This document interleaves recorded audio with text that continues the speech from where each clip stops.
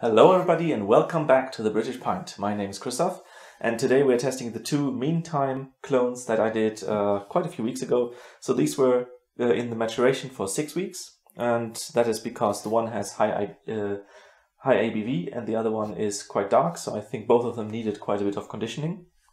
Both of them smelled really nicely during bottling, so I'm very excited to see how they turned out. For the IPA, so it used to be called just Meantime IPA, and the new name is Meantime London IPA. I got that confused last time. It had 17 degrees Brix and went down to 2.8% final gravity. I'm going to calculate that into specific gravity on the screen.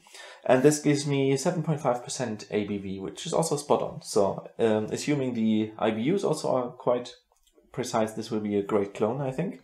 And then on the London Porter, I didn't get enough gravity, so I had 13.2 degree Brix, went down to 2.6% final gravity, and that gives me 5.5% ABV, and I expected to have 6.2, so slightly less. And then we're expecting 75 IBU with this one and 35 IBU with the other one. So let's see which one should I go with first. I think I'm going to go with the IPA first because it's paler.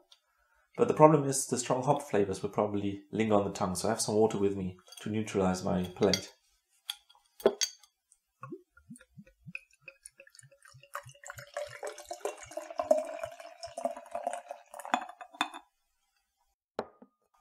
Okay, decent carbonation, some foam, let's see how long it lasts. It is a bit opaque, I would say. Oh yeah, this is quite cloudy. That must be the tons of hops that are in there. Could be a bit of a chill haze, I'm not sure, but it looks very hoppy. Oh wow, the smell. Yeah, so first I want to say golden color, very nice. Quite a nice deep golden color, not too pale. And then the smell. So I did smell some lime already during bottling. This is now a bit more complex. But yeah, very intense, citrusy, fruity. I remember that when I first did my hop water extract thing with East Kent Golding, I was very surprised that it actually did have a lime flavor, a lime aroma to it. And this seems to be in here as well. So this was dry hopped at 6 or 7 degrees Celsius. So really cold dry hopping. I had to be a bit careful because when you cool things down, sometimes the water gets sucked in through the airlock. So you have to make sure that there's not too much water in there. I think it worked fine with me though. Yeah, the smell is amazing. I think, so I had the bottle quite a few months ago, and I think there was some of the smell similar, but this one is much more intense, it is much more complex, so it's not just some East Kent Golding-ish smell, it's a lot of citrus, a lot of fresh hop flavor, hop aroma. That's really nice. It smells much fresher and more intense.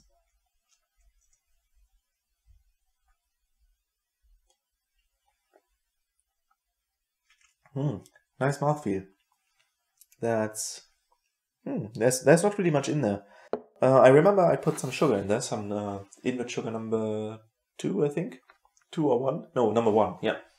And that normally that makes the beer drier, but this one actually has a nice viscous mouthfeel. Probably because of the high ABV and there's the sheer amount of malt that's in there. It has a very strong warming effect on the tongue. It feels quite bitter at the very end, but it takes a long time for all the other flavors to clear up before you actually notice the bitterness. So now, after like 10 seconds, I notice a strong bitterness on the tongue. I think this is to style.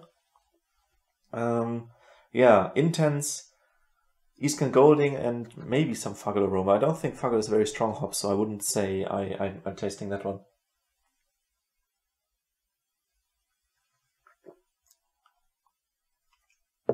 It's actually not too sparkly on the tongue. I think it's just right.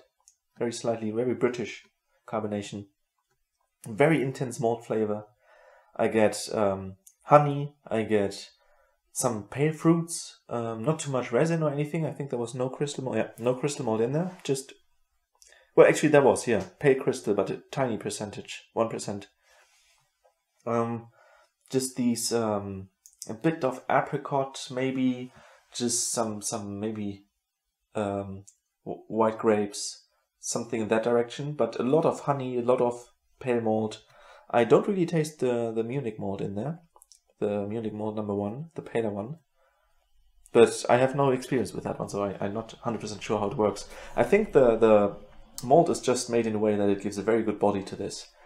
And I very dimly remember that the beer tasted similar to what I'm drinking now, but I think muted in a lot of flavors. And I have no idea how long that was standing in that French supermarket at 20 degrees, which is not the best condition for such ales. Yeah, I think this one really stands out with the smell. The smell is amazing. The flavor is quite well balanced for something that's strong. The bitterness that lingers in the end is really intense. Not harsh, but very intense. I think this is really well made, but it's not a style that I like that much. A lot of ABVs, a lot of bitterness, both of the things that I don't really like that much. But I think it's a great beer, and I'm quite certain that this is a good clone, since the recipe was on the brewery themselves.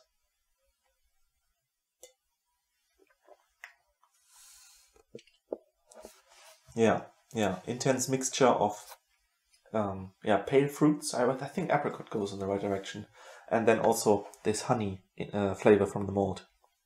Very nice mixture. And it really takes a long time for all these flavors to fade. Yeah, now they're gone, and then the bitterness remains, which is a lot, which is to style, but yeah, not really what I would like from a beer. I like them to have, just an easy drinking quality. That's all I want to say.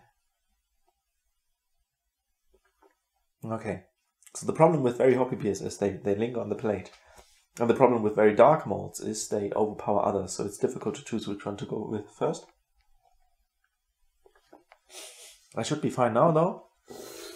Let's see how this one pours.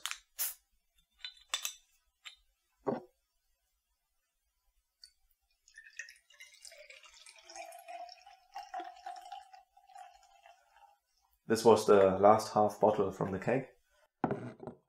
Great foam. Oh yeah, I want to say this one has long-lasting foam because there's still some left, and you can see how lacy it is. So this is quite decent. I did adjust the water, so I have the feeling that water adjustment is the thing that was my problem in previous beers, where they were not really foaming quite as they should. This is also quite opaque, quite cloudy, which is a shame, but I'm not sure what the reason would be for this one. This one is a lot less hoppy, and it is only Fuggles, but it goes up to the post-boil point, so in the whirlpool, so it will have some intense Fuggle aroma, but Fuggle is not a very, dominant hop. It does have a good foam quality, quite lacy, but the carbonation will probably be also very low. I smell some roasted malt here, that's exactly what I expected. No smokiness, I guess it wasn't very much smoked wheat is what I used, isn't it? Yeah, I used the smoked wheat, and it wasn't much, so wouldn't expect it to be noticeable, and also after the 6 weeks conditioning, probably gone. Yeah, I always have troubles noticing Fuggle as a hop. There's a very slight hoppy note that you can barely notice, but it's really mostly chocolate aromas. Some roastiness. It's really like dark chocolate. The smell of dark chocolate is very similar.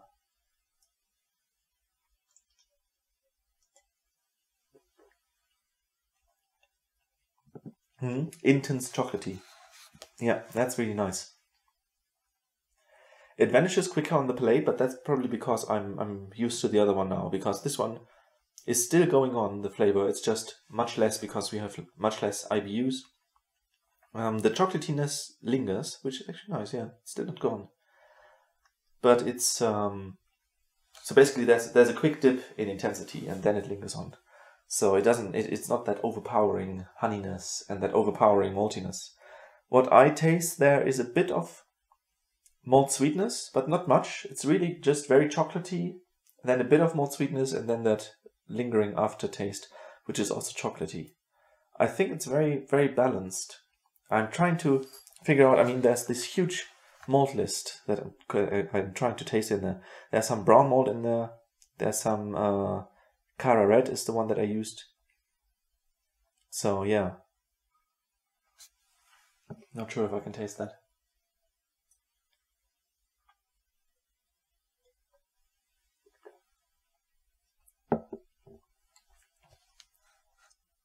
Yeah, it does have a fuller mouthfeel than I would normally expect from a beer. Well, it does have 5.5 ABV. It's not too thin.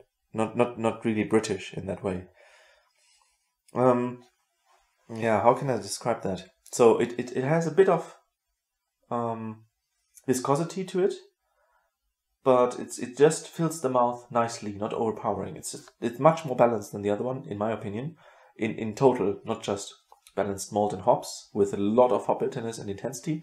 It's really just a good amount of hops, a good amount of malt, chocolatey aspects, bit of roastiness in there. I don't notice the hops a lot, and as I said, Fagel is a hop that is difficult to notice, for me at least.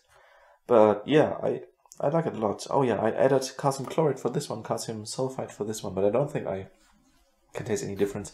Maybe there's some more pronounced maltiness in there, maybe it fits better with the roasted malts, but it's not something I can detect.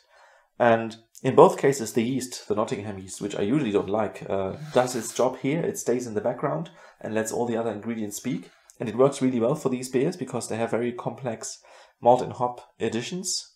But in English beers with less ABV and less complex ingredients, I think it would be lacking a bit.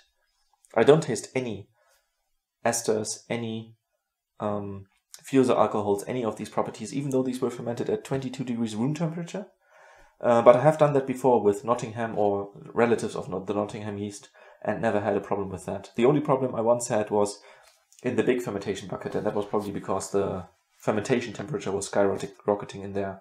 The bigger your fermentation vessel, the more problems you have with the liquid being warmer than the ambient temperature.